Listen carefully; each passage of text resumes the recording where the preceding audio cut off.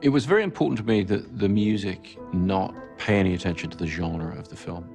What I wanted to do was to engage Hans in a very pure creative process. I was working on a completely different movie, and Chris said to me, if he were to write one page of something, and he wouldn't tell me what the movie was about, but he'd just write one page, would I give him one day, and just whatever came to my mind, I would start writing.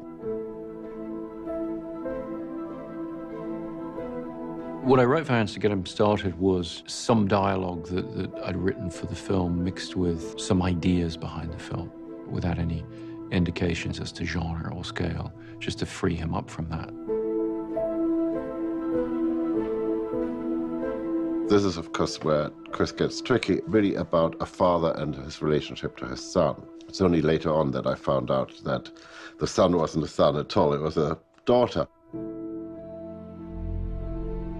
I sat down and I wrote this piece really about what it feels like to be a father and what it feels like to have a son, and I was writing about my son.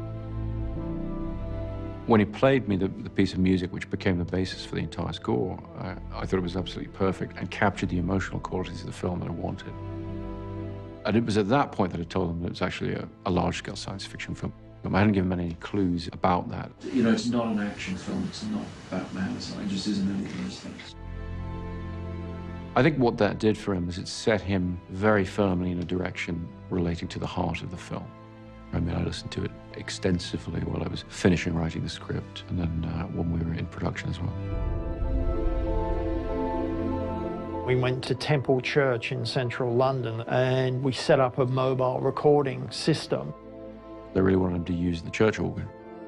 And I also made the case very strongly for some feeling of religiosity to it, even though the film isn't religious, but that the organ, the architecture of cathedrals and all the rest, they represent mankind's attempt to portray the mystical or the metaphysical, what's beyond us, beyond the realm of the everyday. The live, real human will always give you this extra piece of magic. And we got plenty of magic in Roger. Roger was this sort of amazing human being that happened to us. This humble man who's just an extraordinary player. He would play me the sample and said, well, what have you got? And I would give him a selection. He said, oh, that's a little too heavy, or that's a little too bright, or that's a little too harsh.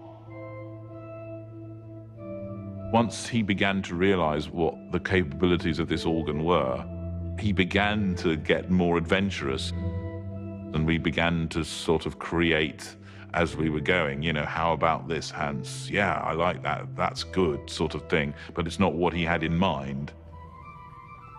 The organ really is a huge, complicated synthesizer. If you think about it, so you have a pipe, and air blows through it, and that makes a sound, and it makes the sound of one pitch. And then if you want to shift color, you add another pipe to it, and you add more pipes. And so it becomes these really very, very complex harmonic structures.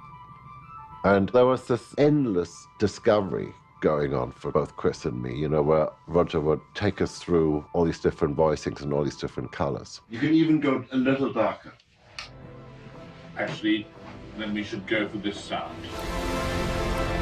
There's something very human about it because it can only make a sound with air, and it needs to breathe.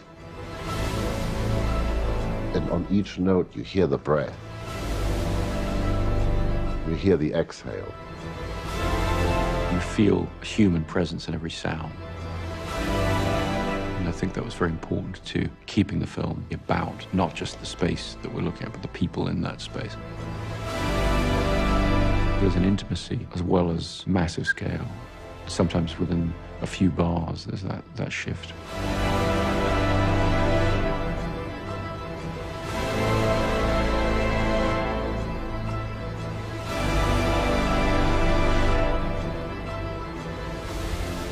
Pulling out all the stops, I now know what that expression means for real.